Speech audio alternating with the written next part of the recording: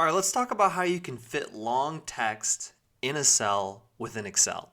So here in our example, we just have some very jumbled data. We can see there's a lot that isn't being fully displayed.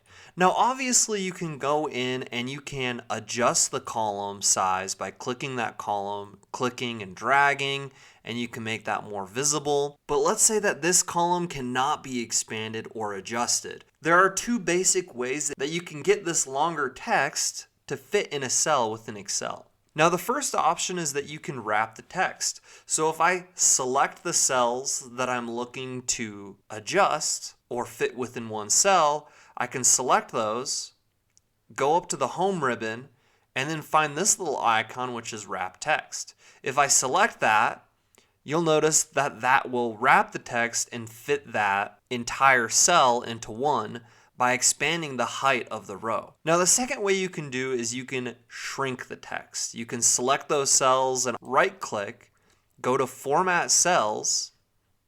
This little menu will pop up. Select Alignment, and then select Shrink to Fit.